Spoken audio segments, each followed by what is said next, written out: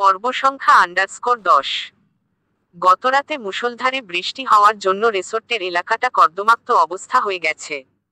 কিছু কিছু জায়গায় পানি জমে গর্তমতো হয়ে আছে। গাছের নিচগুলা স্যাঁতস্যাঁতে হয়ে পিচ্ছিল হয়ে গেছে। সকালের সোনালি আলোয় সবকিছু প্রাণবন্ত হয়ে উঠেছে। ফুলের উপর শিশির জমা পানিগুলো সূর্যের আলো পেয়ে ঝলমল করছে। মেহনুর খুব সকালে ঘুম থেকে উঠে হাতমুখ ধুয়ে নেয়। শাড়ি বাঁচিয়ে খুব সাবধানে রুমে ফিরে আসে। এলোমেলো চুলগুলো না আছড়ে শান্তমনে কটেজ থেকে বেরিয়ে আসে। কটেজ থেকে একটু দূরে ঠিক ডানদিকটায় বসার মতো আরেকটা কটেজ আছে। তবে কটেজ না বলে আড্ডাখানা বললে চলে। সিনেমায় যেমন দেখায় বিলাসী মানুষগুলো সকাল বিকাল শান্ত সময়টায় চায়ের পসরা নিয়ে আড্ডা দেয়, ঠিক তেমনই একটা আড্ডার জায়গা সেখানে সুন্দর করে সাজানো হয়েছে। বড় বড় দুটো গোল টেবিল দিয়ে আড্ডাখানার অর্ধেকটা সাজানো হয়েছে, বাকি অর্ধেকটা বাগানের সিনারি দেখার জন্য ডিভানের মতো সিস্টেম করেছে। মেহনুর হাঁটতে হাঁটতে সেই কটেজটার দিকে চলে গেল। দুটো নিচু সিঁড়ি অতিক্রম করে ভেতরে পা রাখল। আড্ডাখানার কটেজটা একদম খোলামেলা, চতুর্দিকেই দেয়াল ছাড়া। কিন্তু একটার পর একটা বিশাল বড় খাম্বা একটু দূরত্ব রেখে রেখে করা হয়েছে। মেহনুর হাতে করে যেই বইটা এনেছিল সেটা এমন সুন্দর জায়গায় পড়ার জন্য উত্তম। সোজা ডিভানের সাইডটায় চলে গিয়ে সেখানে বই খুলে বসল। সামনে তাকাতেই বেশ চমৎকার একটা বাগান, সেখানে রং বেরঙের ফুল ফুটে আছে, ফুলগুলোর মিষ্টি পবিত্র সুবাসে চারপাশটা মৌ মৌ করছে। মেহনুর ডিভানে পিঠ হেলিয়ে পা দুটো বাদিকে একত্র রেখে বইয়ের দিকে মন দিল। কখন যে বইয়ের শব্দমালায় ডুবে গেল সেই সূক্ষ্ম হুঁশ ওর হলো না। সবাই একে একে ঘুম থেকে উঠে নিজেদের হাতমুখ ধোয়ার কাজ সেরে ফেলল।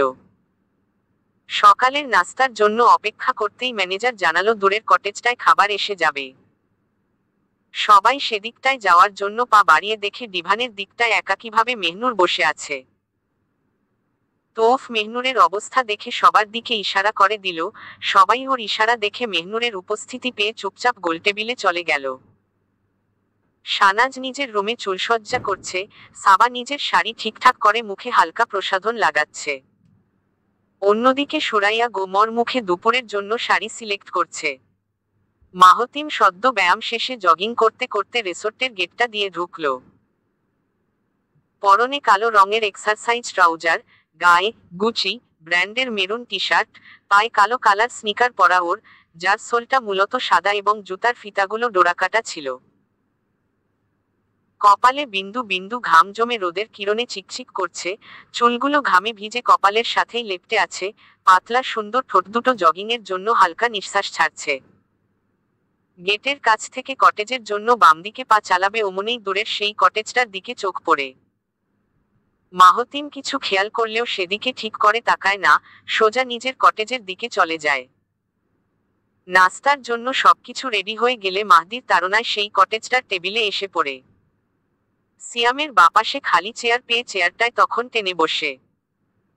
পুরো টেবিল জুড়ে নানা পদের ভর্তা সাজানো, একপাশে সালাদের বোল রাখা, খিচুড়ির বিশাল হাঁড়িটা তখন দুটো ওয়েটার মিলে ধরে আছে। আরেকজন ওয়েটার সবার কাছে গিয়ে প্লেটে প্লেটে খিচুড়ি বেড়ে দিচ্ছে। গোল টেবিলের বাপাশে ছেলেরা বসেছে, ডানপাশটা নিয়ে মেয়েরা বসেছে। শানাজ এসে চেয়ার টেনে বসতেই মেহনুরের জন্য ডাক পাঠিয়ে টেবিলে আসতে বলে।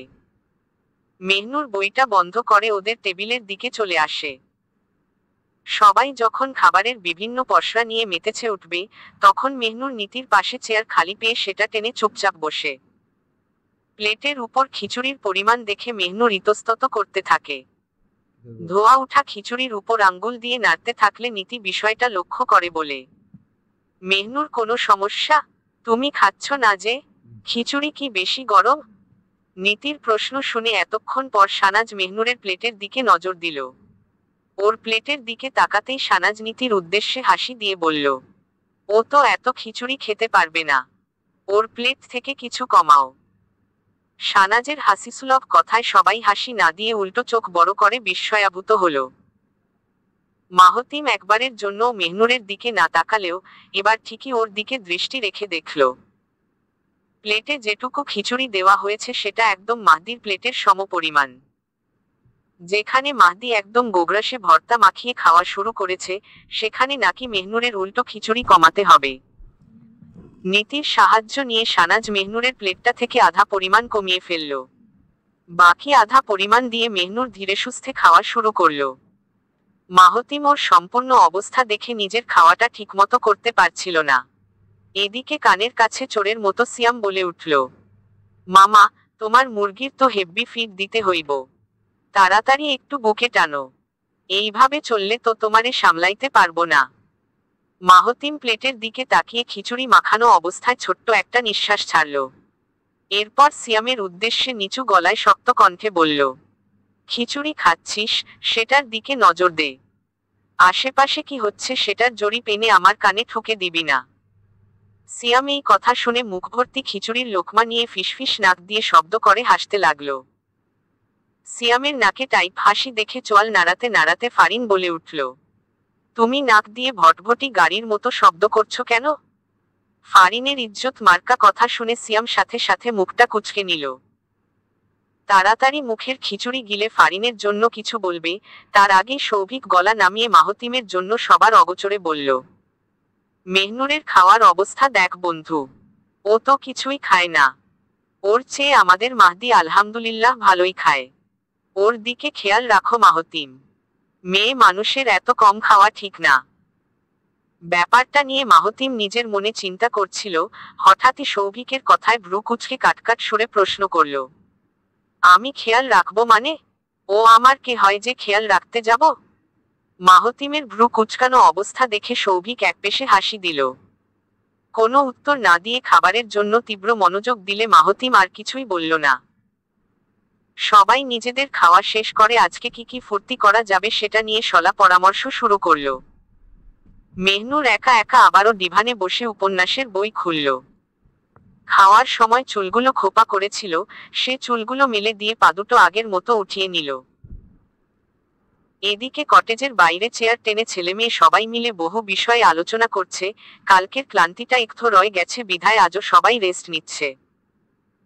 তবে সবাই মিলে মুভি দেখে আজকের দিনটা রিসোর্টে কাটিয়ে কাল দুপুরে নদীতে নেমে গোসল করবে। বিকেলের দিকে নদী তীরে বসে ছোটখাটো খাবারের আয়োজন করা হবে। নদীতে গোসলের ব্যাপারে সবাই হইচই সমাগম করে প্রফুল্ল হলেও শানাজ প্রথম দফায় দ্বিমত পোষণ করল। কিন্তু সকলের চাপাচাপি এবং সাবার জোড়াজুড়িতে বহু বছর পর নদীতে নামার জন্য রাজি হল। মাহতিম সবার কথায় চুপ করে শুনে যাচ্ছে, নিজ থেকে কোনো বাড়তি কথা এখন পর্যন্ত বলেনি। হাতে কোকাকোলার ক্যান নিয়ে সবার ব্যস্ত আলোচনার মধ্য থেকে চোখ দুটো মেহনুরের দিকে রাখল। সেদিকে দৃষ্টি রেখে ডান হাতের লাল ক্যানটা ঠোঁটের কাছে ছোঁয়াল। ছোট্ট এক চুমুক দিয়ে ডিভানে বসা মেহনুরের দিকে তাকিয়ে রইল। কাল রাতে এই মেয়েটা কেমন করে রুমে এসে পড়ল, সেটাই এখন চিন্তা করছে মাহতিম।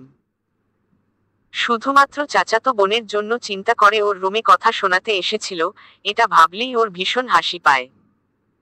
সেই হাসির জন্যই ঠোঁটের কোণে হাসি ঠেলে আবারও ক্যানে চুমুক দিল মাহতিম। কিন্তু হুট করে কোত্থেকে মাহদির এসে দাঁড়ালো। সে এসেই মাহতিমের হাত থেকে ক্যান কেড়ে কিছুটা দূরে দাঁড়িয়ে বলল, তোমার ফোন কোথায় ভাইয়া? ফোন দাও। তুমি ইচ্ছে করে ফোন লুকিয়ে রেখেছ। আমি তোমার বালিশের নিচে ফোন পাইনি।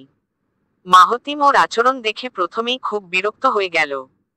হুট করে মুখের ক্যানটা কেড়ে আবার বড় গলায় মোবাইলের জন্য চাচ্ছে। মাহতিম এক দফা তুড়ি বাজিয়ে শক্ত গলায় তর্জনী তাক করে বলল, ক্যান ফেরত দে। আর তুই কিসের মোবাইল চাচ্ছিস? ফোনের ব্যালেন্স দুদিনের মধ্যে কত গিলেছিস ধ্যান আছে? তোর কি বয়স হয়েছে মোবাইল ধরার? একটা চড় মেরে দাঁত ফেলে দিব ফাজিল।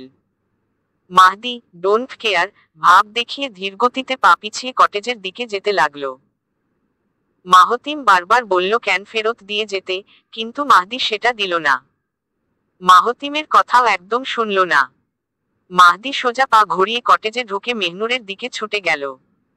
মেহনুরের পাশে ধপ করে বসলে মেহনুর চমকে গিয়ে বই বন্ধ করে দিল।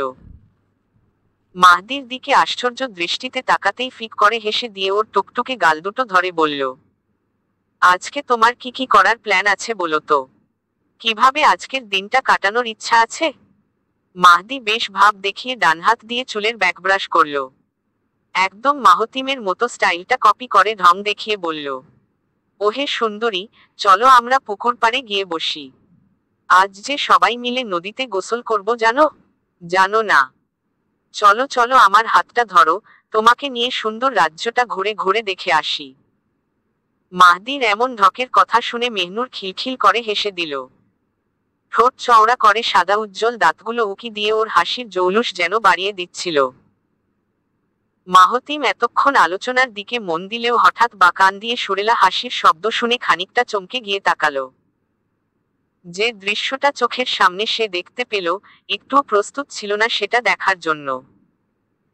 মাহতিম অপলক দৃষ্টিতে মেহনুরের হাসির দিকে তাকিয়ে রইল, ড্যাবড্যাবে তাকিয়ে রইল। এদিকে বুকের যন্ত্রটা ওর হাসির শব্দ শুনে ধুপধুপ ধুপধুপ করছিল। মেহনুর ছোট্ট মাহদির গাল দুটো ধরে ওর কপালে ঠোঁট ছুঁয়ে দিল, চুলগুলোতে নরম চিকন আঙ্গুল দিয়ে এলোমেলো করে হাসি দিয়েই থাকলো। কিন্তু মাহদির সঙ্গে আর পুকুরঘাট দেখতে গেল না। মাহদি এ নিয়ে মন একটু খারাপ করলেও পরক্ষণে উদাস অবস্থা কাটিয়ে ফেলল। মেহনুরের পাশে সেই লাল ক্যানটা ওভাবেই রেখে মনের ভুলে চলে গেল। মাহতিম দূর থেকে সব দেখলেও হঠাৎ সাবার ডাকে সাড়া দিতেই মুখ ঘুরিয়ে ফেলল। এদিকে মেহনুর গলা ভেজানোর ইচ্ছায় যখন বই বন্ধ করে এদিক ওদিক তাকাতে লাগলো, তখনই তার পাশে একটা লাল ক্যান দেখতে পেল। মাহদি যে ভুলবশত ক্যান রেখে গেছে সেটা ভালোভাবে বুঝতে পারল। মাহতিম সাবার কথাটা মন দিয়ে শুনে নিজের অভিমত প্রকাশ করে আবারও মেহনুরের দিকে তাকানোর জন্য দৃষ্টি রাখল। কিন্তু চোখের কোটর স্থির হয়ে অবাকের চূড়ান্ত পর্যায়ে ধাপে ধাপে পৌঁছাতে লাগলো যেন। অজান্তেই ঠোঁট ফাঁক করতে করতে চোয়াল ঝুলিয়ে তাকিয়ে রইল। ক্যানের যেই জায়গাটায় মাহতিম ঠোঁট লাগিয়ে চুমুক দিয়েছিল, সেই জায়গায় ঠোঁট বসিয়ে একটু একটু করে কোক খাচ্ছে মেহনুর। ডান হাতে ক্যানটা 5 আঙ্গুলে ধরে বাম হাতে বইটা নিয়ে নিবিড়ভাবে পড়ছিল। মেহনুরের অজ্ঞাতসারে দূরের একটা চেয়ারে বসা মাহতিম অদ্ভুত প্রাপ্তিতে হাসছিল। সেই মনোরম প্রাপ্তিমূলক হাসিটা দেখলে মেহনুর লজ্জায় লাল টুম্পা হয়ে যেত। দুপুরের সেই কাঙ্ক্ষিত মুহূর্ত, কাঙ্ক্ষিত সময়টা চলে এলো। সবাই নিজেদের পোশাক আশাক বিছানায় রেডি রেখে মাঠে জড়ো হলো। শানাজ এবার জোর জবরদস্তি করে সুরাইয়াকে ডেকে আনলো। সুরাইয়া এসেই দেমাক দেখিয়ে বলল, আমি তোমাদের সাথে ফান করতে আসিনি। আমাকে দুটো ছবি তুলে দিবে তাতেই হবে। আমি একা একাই নদীতে গোসল করতে পারবো। ওর কথার ধরনটা কেউ পছন্দ না করলেও কেউ সেটা মুখের আভাসে একটুও প্রকাশ করল না। সবাই হাসিমুখে নদীতে গোসল করার আনন্দ উদযাপন করতে সেদিকে দল বেঁধে ছুটল। তোফরা এক দৌড় মেরে আগেই নদী তীরে চলে গেল। তারপর চলল সানাজদের দল, সানাজদের পেছনে নীতিদের দল এবং সবশেষে ঢিলামির মতো পেছনে পড়ে গেল মেহনুর। মেঠো পথটা ঘাস দ্বারা আবৃত, ডানে সারি সারি বটগাছ সাজানো। বাম পাশে একটা পুকুর শেষ হয়ে আরেকটা পুকুর শুরু হচ্ছে। সূর্যিমামা মাথার উপর দারুণ উত্তাপে ফেটে পড়ছে। সবাই দ্রুত পা চালিয়ে নদী তীরে চলে গেলেও মেহনুর চারপাশে প্রকৃতি দেখতে দেখতে ধীরভাবে এগুতে লাগলো। গাছের পাতাগুলো কালরাতের বৃষ্টির জন্য সতেজ লাগছে, রাস্তাগুলো মাটির সোদাগন্ধে আরো প্রাণচাঞ্চল্যে ঘ্রাণ ছড়াচ্ছে। এদিকে শার্ট পরোয়া লম্বাটে মানুষটা পেছনে পেছনে হেঁটে আসছে, সেদিকে খেয়াল নেই ওর। মেহনুরের থেকে প্রায় 7-8 হাত দূরে তখন মাহতিম হেঁটে আসছিল। সাদা শাড়িটা দেহের সাথে মিলেমিশে আছে। সেই শাড়ির গোলাপি মোটা পাড়টা গোলাপের মতো চোখ ধাঁধিয়ে দিচ্ছে। চুলগুলো সম্পূর্ণ বাদিকে টেনে সামনে এনে রেখেছে। গোলাপি ব্লাউজটা যেন ফরসাটে পিঠটা একদম আবৃত করে দিয়েছে। কোমরের দিকটাও জবুথবু করে ঢেকে রেখেছে। মাহতিম হাঁটতে হাঁটতে পায়ের গতি একটু বাড়িয়ে মেহনুরের ডান পাশে চলে আসলো। মেহনুর হঠাৎ ডানদিকে কারোর উপস্থিতি পেয়ে তৎক্ষণাৎ চোখ তুলে মাহতিমকে দেখতে পেল। কিন্তু মুখে কিছু না বলে আবার চোখ নামিয়ে মাটির দিকে দৃষ্টি ফেলে হাঁটতে লাগলো। মাহতিম কথা বলার ইচ্ছাটাকে চেপে না রেখে হালকা একটু কেশে নরম গলায় বলল, তোমরা কখন থেকে শাড়ি পরা ধরো? আমার মানে হলো, ঠিক কোন বয়সটা থেকে শাড়ির জন্য প্রেসার আসে? মেহনুর প্রশ্নটা শুনে ঢোক গিলে নিল, কিন্তু দৃষ্টি তুলে তাকালো না। নতমুখে ঠান্ডা সুরে শান্ত ভঙ্গিতে বলল, বয়স 10 হলেই শাড়ি পরতে হয়। কিন্তু কেউ চাইলে আরো ছোট থেকে অভ্যাস করতে পারে। মাহতিম এমন উত্তর শুনে মনের ভেতর খচখচ করা প্রশ্ন ছুড়ে দিল। তুমি কবে থেকে অভ্যাস করেছ তাহলে? মেহনুর এবার নির্দ্বিধায় ভঙ্গিতে উত্তর দেয়। 9-এর মাঝামাঝিতে। উত্তর শুনে কালো প্যান্টের পকেটে দুহাত পরে দিল মাহতিম। শব্দ করে নিঃশ্বাস ছেড়ে আরো একটা প্রশ্ন করে বসল।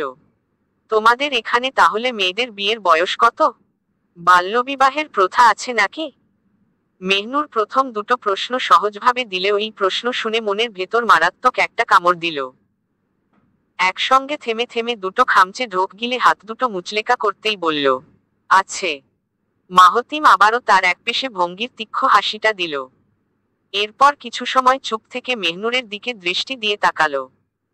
মেহনুর যে প্রচণ্ড উৎকণ্ঠায় কাচুমাচু করছে সে ওর মুখ না দেখেও বলা দেওয়া যাচ্ছে। ওকে আরো বিপাকে ফেলতে মাহতিম ইচ্ছে করেই বলল, আমার মা তো ছোট বয়সী বউয়ের জন্য ডেসপারেট হয়ে গেছে। ভাবছে এখান থেকেই বউ বানিয়ে নিয়ে যাবে।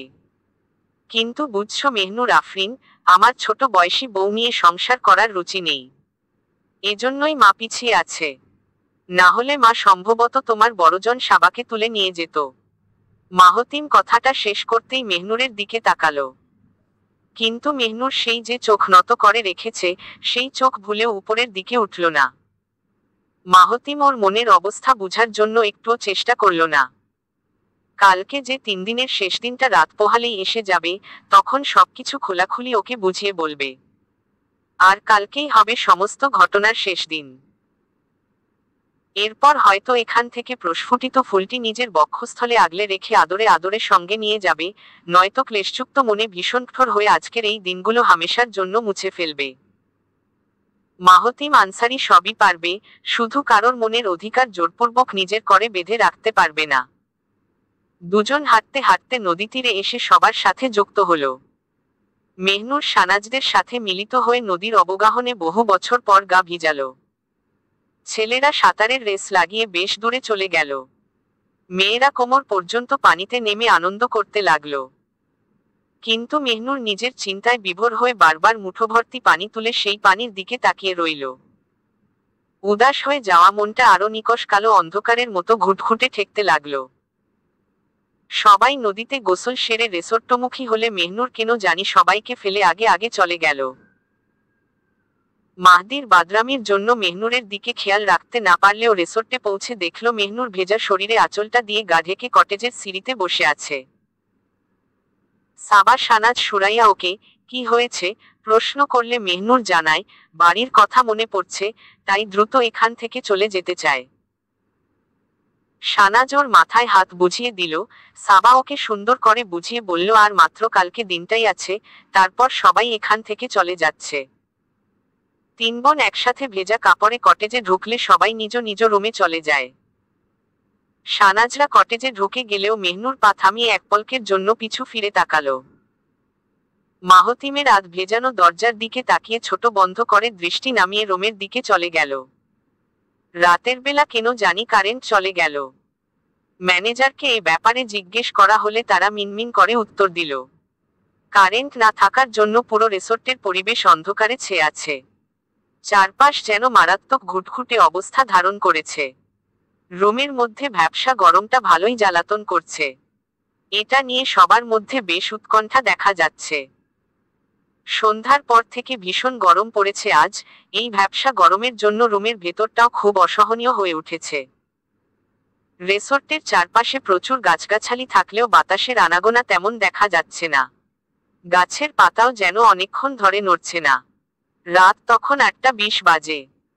নীতি পুরোপুরি বিরক্ত হয়ে রুম থেকে বেরিয়ে মাঠে ঘুরঘুর করছে। আকাশে একটা গোলকার চাঁদ উঠেছে, সেই চাঁদের চন্দ্রপ্রভায় চারপাশটা উজ্জ্বল হয়ে আছে। নীতি খোলা আকাশে সময় কাটানোর জন্য চুপচাপ নরম ঘাসে পা ছড়িয়ে বসল।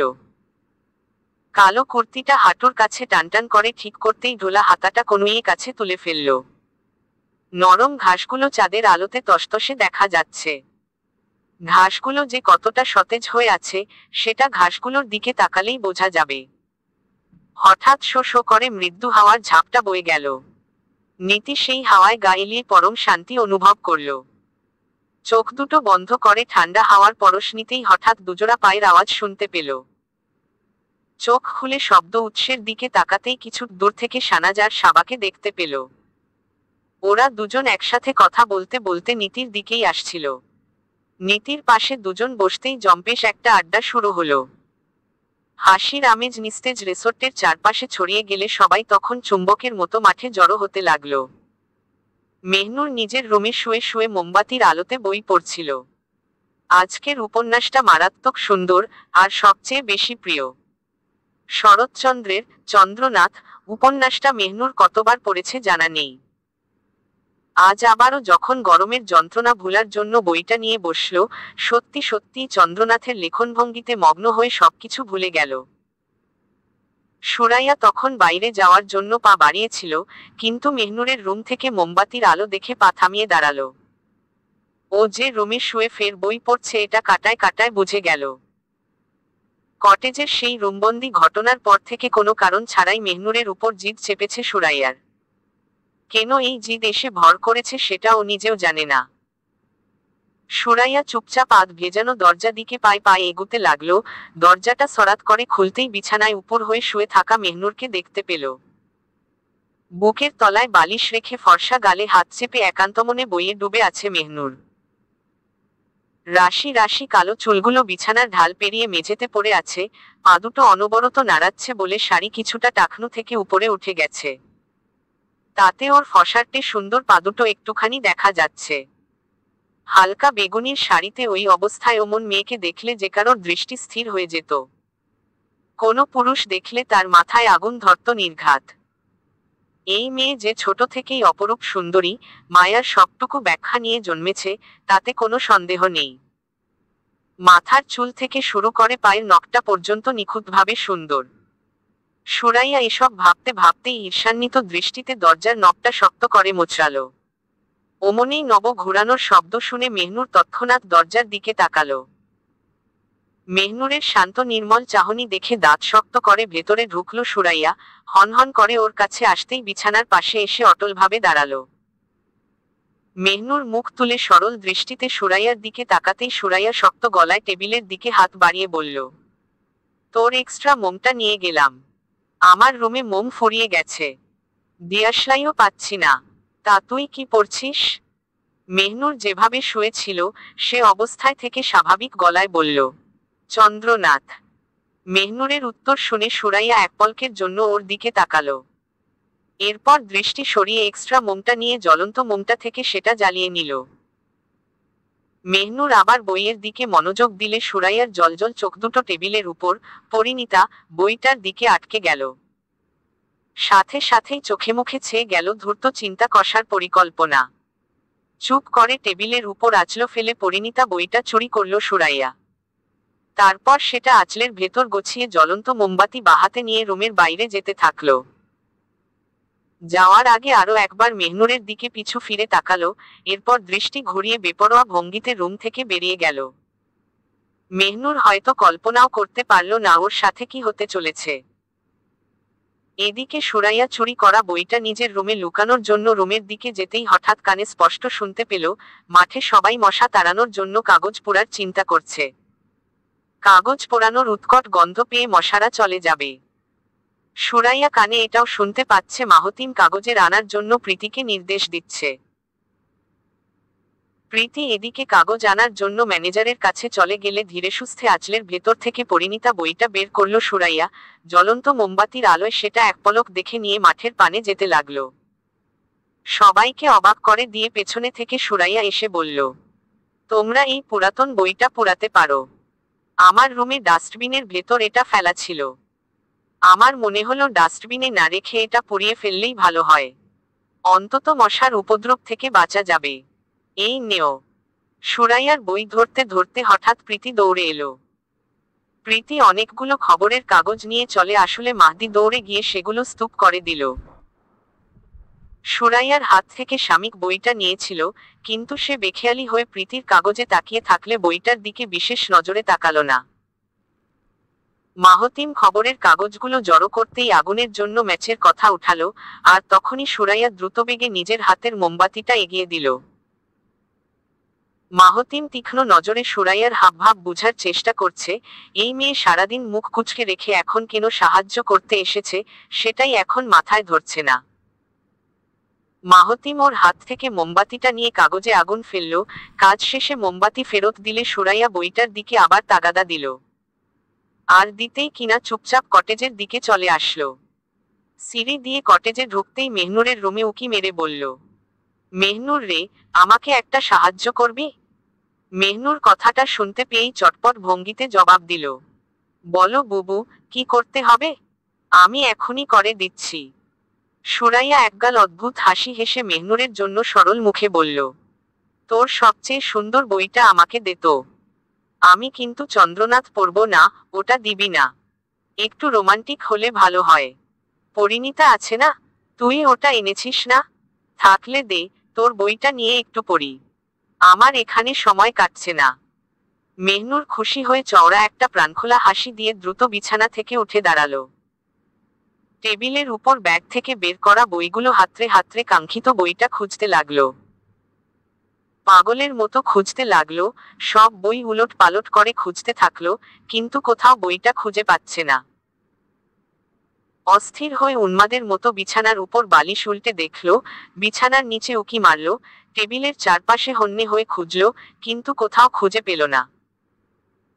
ওর বিবশ অবস্থা দেখে সুরাইয়া তৃপ্তিতে বাকবাকুম করছিল, কিন্তু সেটা মুখে প্রকাশ না করে মিথ্যা চিন্তার অভিনয় করে বলল, কি হয়েছে রে, কি খুঁজছিস?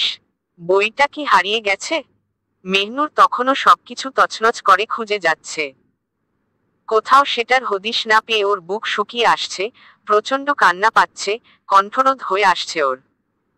তবুও নিজেকে সংযত করে প্রচণ্ড ধরা গলায় বলল, আমার পরিণীতা বইটা পাচ্ছি না বুবু। ওটা কোথায় রাখলাম? আমি তো টেবিলেই রেখেছি বুবু। ওটা না পেলে আমি কি করব? ওটা দাদির বই ছিল, ওটা দাদির বই। আমি ওটা খুঁজে পাচ্ছি না বুবু। ওটা কোথায় গেল? মেহনুরের অবস্থা একদম নাজেহাল হয়ে গেল। খুঁজতে খুঁজতে বিছানার চাদর, বালিশের জায়গা সব উল্টে ফেলেছে। সুরাইয়া মিচকি মিচকি হাসিতে ফেটে পড়লেও খুব কষ্ট করে হাসি আটকে নিল, হাসিটা এমনভাবে ঢাকা দিল যেন মেহনুরের কষ্টে ওরও খুব কষ্ট অনুভব হচ্ছে। সুরাইয়া রুমের ভেতর পা ফেলে ওকে বাইরে আনার চিন্তা করল। শান্ত হওয়ার জন্য মাথায় হাত বুলিয়ে রুমের বাইরে এনে মাঠে যেতে থাকলো। মেহনুর বারবার বলতে লাগলো বইটা ও টেবিলের উপরেই রেখেছে। স্পষ্ট করে মনে আছে বইটা টেবিলের উপরেই ছিল, কিন্তু হুট করে ওটা কোথায় হারিয়ে ফেলল? সুরাইয়া ওর হাতটা ধরে আগুনের কাছে গোলাড্ডায় নিয়ে আসলো। সবাই নিজেদের মধ্যে তুমুল হাসি ঠাট্টায় মেতে উঠেছে বলে মেহনুর মাথা নিচু করে রইল। কিন্তু কি ভেবে যে এক পলকের জন্য দৃষ্টি তুলে তাকালো অমনেই মাহতিমের হাতে ওর দৃষ্টি আটকে নিঃশ্বাস চেপে আসলো। মাহতিম একটানে বইটাকে দুই খণ্ড করে সেটা আগুনের দিকে ছুঁড়ে মারল। মাহতিম মেহনুরের আগমন লক্ষ্য করলেও চোখ তুলে ইচ্ছে করে তাকায়নি, এদিকে মেহনুর যে ওর দিকে অপলকে তাকিয়ে আছে সেটাও বুঝতে বাকি নেই। মেহনুর বই ছেঁড়ার দৃশ্য দেখে কয়েক মিনিট ওভাবেই থম মেরে পাথরের মতো দাঁড়িয়ে থাকলো। পাশ থেকে সুরাইয়া চুপি চুপি ওর কাছ থেকে দূর সরে কটেজের দিকে চলে গেল। মেহনুর স্থিরদৃষ্টিতে তাকিয়ে থাকতেই হঠাৎ সাবার নজরটা ওর দিকে পড়ল। সাবা ওর চোখের চাহনি দেখে খানিকটা বিচলিত হয়ে শানাজের কানে ফিসফিসিয়ে কিছু বলল। শানাজও চিকন কপালে ভাঁজ ফেলে বসা থেকে দাঁড়ালো, হাত ছাড়া দিয়ে মেহনুরের কাছে এসে ওর কাঁধ ধরে প্রশ্ন করল, তোর কি হয়েছে মেহনুর? তুই এখানে থামবার মতো দাঁড়িয়ে আছিস কেন? আয় আমাদের সাথে বসে পড়। আড্ডা দে, মন ভালো হয়ে যাবে। পরশু তো চলেই যাচ্ছি। মাহতিম কান খাড়া করে সব কথা শুনছিল, কিন্তু মনের খটকা মেটাতে যেই মেহনুরের দিকে তাকালো, অমনেই মেহনুরের সজল নয়নের ছলছল দৃষ্টি দেখে আশ্চর্য হয়ে গেল। মাহতিমের দিকে পূর্ণদৃষ্টিতে তাকিয়ে থাকতেই মেহনুরের বড় বড় চোখ থেকে হঠাৎ বর্ষণ শুরু হলো। সেই বর্ষণের জন্য বুক ফুলে উঠতে থাকলে শানাজ চিন্তিত হয়ে তাড়াতাড়ি ওকে নিজের দিকে ঘুরালো, গালে দুহাত চেপে তীব্র উৎকণ্ঠায় বলে উঠল, তুই কাঁদছিস কেন? কি হয়েছে? বাড়ির কথা মনে পড়ছে? মেহনুর তুই চুপ হ তো, কি হয়েছে খুলে বল দেখি। মেহনুর গাল থেকে দুহাত সরিয়ে আবার মাহতিমের দিকে তাকালো। রাগে ক্ষোভে লজ্জায় ধিক্কারে মাহতিমের দিকে দৃষ্টি রেখে শানাজের উদ্দেশ্যে কান্নাসুরে বলল, আমার বই পড়িয়ে কি আনন্দ পেল বুবু? ওদের জিজ্ঞেস করো আমার বই কেন পড়িয়ে দিল। আমার বইয়ের কি দোষ ছিল এখানে?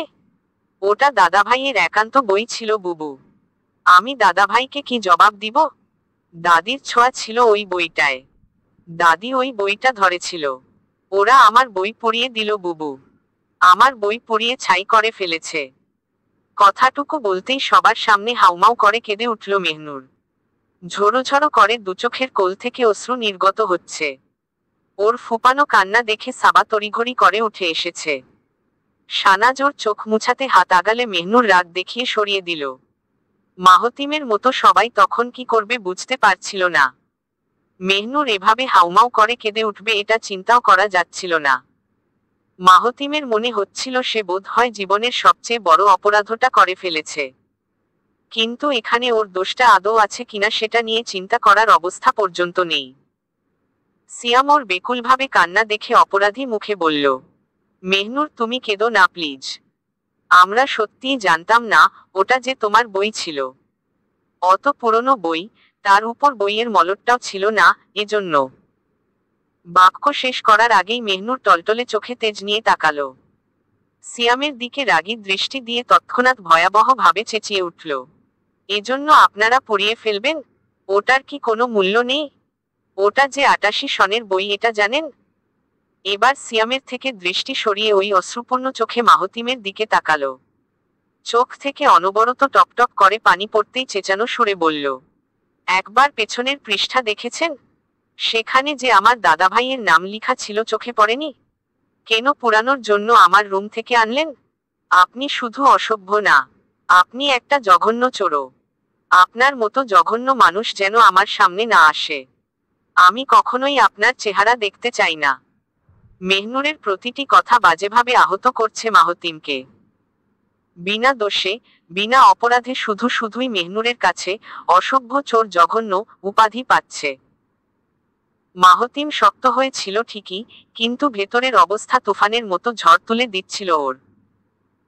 এদিকে মেহনুরকে সবাই বুঝাতে চেষ্টা করলে মেহনুর কাঁদতে কাঁদতে ঘুটঘুটে অন্ধকারের দিকে দৌড়ে পালিয়ে গেল। এরপর আর চিল্লাচিল্লি হলো না। সৌভিকরা স্তম্ভের মতো স্তম্ভিত হয়ে গেলে কোনো কথাই আর বলতে পারল না। মাহতিম বাক্রুদ্ধ হয়ে ধীরে ধীরে মাথা নিচে নামিয়ে ফেলল, ঘাসের দিকে মুখ করে চোখ বন্ধ করে নিঃশ্বাস ছাড়ল। মেহনুরের কথাগুলো কান দিয়ে ধোঁয়া ছুটিয়ে দিয়েছে। নিজেকে শান্ত রাখার তীব্র চেষ্টায় মাহতিম একদম নিঃশব্দ হয়ে গেছে। আচানক ভয়ার্ত সুরে চিল্লিয়ে উঠল তৌফ, ঘুটঘুটে জায়গাটার দিকে অস্থির কণ্ঠে সপ্তমে গলা চড়িয়ে বলল, সর্বনাশ! মেহনুর এটা কোন রাস্তার দিকে দৌড় লাগালো?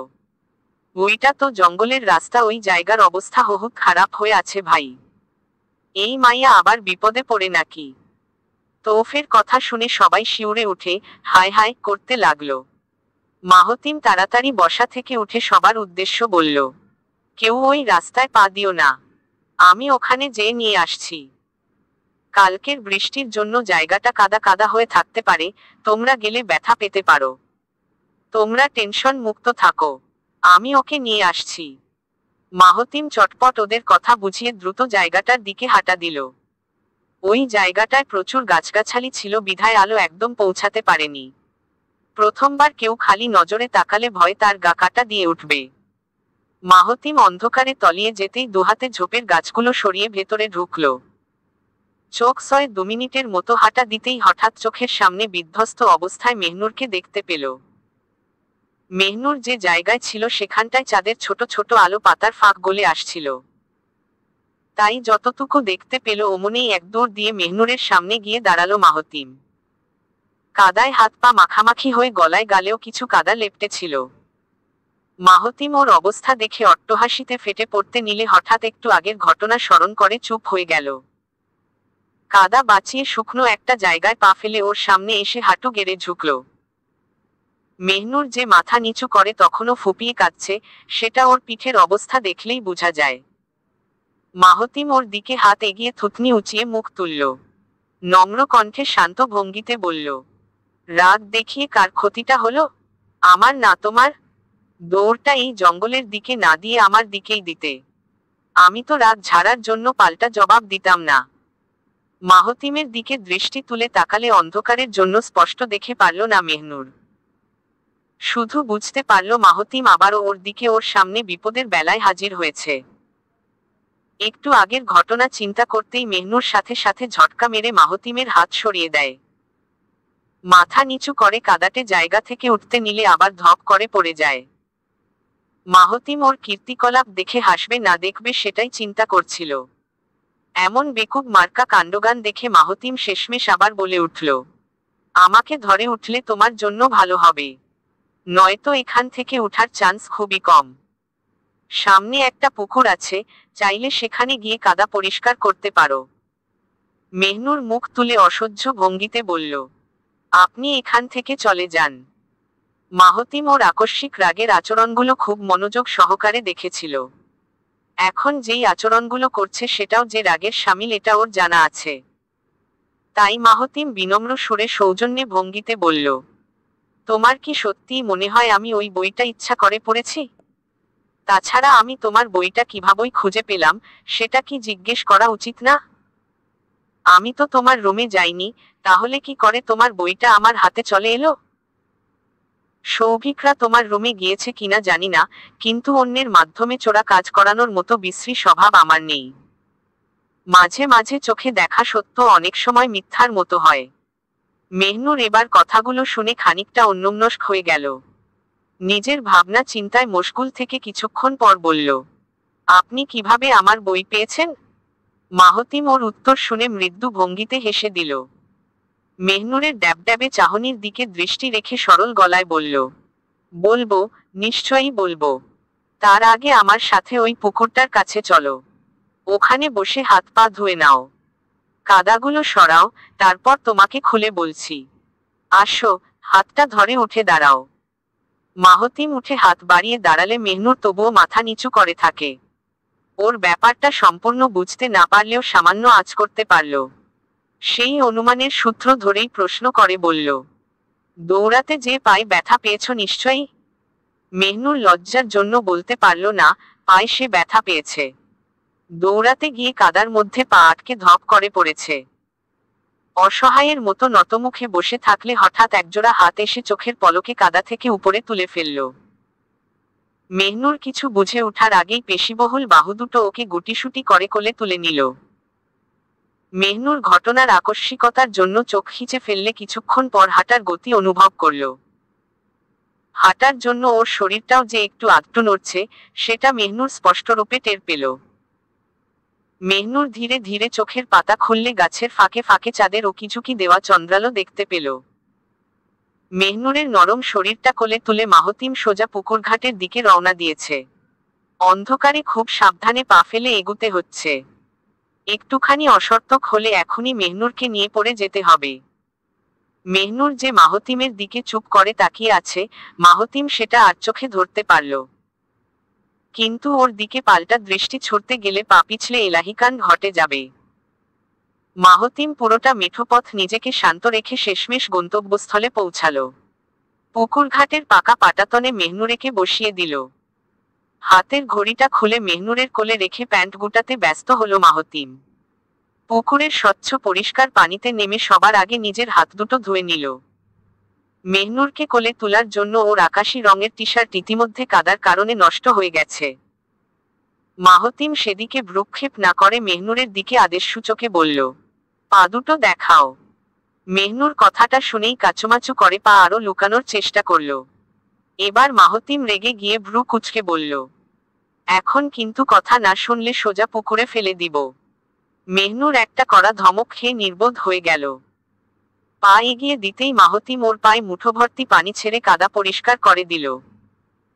দুই পা একসঙ্গে ধুয়ে দিতেই শাড়ির নিচটা যতটুকু সম্ভব কাদা পরিষ্কার করে দিল। এবার হাত দুটো পরিষ্কার করে দেওয়ার জন্য ওর ডান হাতটা ধরল মাহতিম।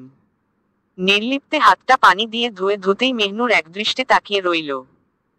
মেহনুরের চাহনি দেখে মাহতিম আন্দাজ করতে পারল এই মুহূর্তে ওর ভেতরে কি কি চিন্তা ঘুরছে। মাহতিম ওর হাত ধুয়ে দিতেই ঠোঁটে হাসি টেনে বলল, তোমার জায়গায় যদি সুরাইয়া এখানে থাকতো আমি সুন্দর করে গলাটা টিপে ধরতাম। টানা 5 মিনিট ওভাবে টিপে রেখে গলায় একটা পাথর বেঁধে দিতাম। তারপর এই পুকুরে ছেড়ে দিয়ে চলে যেতাম। এই কাজটা করতে পারলে আমার জীবনটা ধন্য লাগতো শিওর। কথাটা শুনে খুব নি লাগলো মেহনুরের। কিন্তু কেন সুরাইয়ার ব্যাপারে এমন ফালতু কথা বলছে সেটার জন্য মুখ খুলল মেহনুর। কিন্তু কিছু বলার আগেই মাঝপথে আটকে দিয়ে মাহতিম নিজের আসল কথাটা বলল। তোমার বইয়ের ব্যাপারে আমি কিছুই জানতাম না। মশার যন্ত্রণা কমানোর জন্য কাগজ পোড়াতে বলেছিলাম। প্রীতি কিছু নিউজপেপার কালেক্ট করে এনেছিল, আর ওগুলো দিয়েই আগুন জ্বালিয়েছি। কিন্তু হুট করে সুরাইয়া একটা পুরনো বই নিয়ে আসলো। আর মোস্ট ইন্টারেস্টিং পয়েন্ট ইজ, ওই বইটা পোড়ানোর জন্য ও নিজেই কিনা তাগাদা দিয়েছিল। আমি তো খেয়ালও করিনি বইটা আসলে কিসের ছিল। বইটা যখন দুফালি করে ছিঁড়ে আগুনে পোড়াতে দিয়েছি তখনই তুমি ওই দৃশ্য দেখে আমার উপর ক্ষেপে গেছো। এটা কি আমার দোষ? মাহতিম এটুকু কথা সমাপ্ত করে হাত দুটো পরিষ্কার করা শেষ করল। মেহনুর একদম নির্বাক হয়ে তাকিয়েছিল, ওর দৃষ্টি ঠিক এমন হয়ে আছে যেন চিন্তা চেতনা শূন্য হয়ে গেছে। মাহতিম বুঝতে পারল এটা ঝড় আসার পূর্ব মুহূর্তের নীরবতা।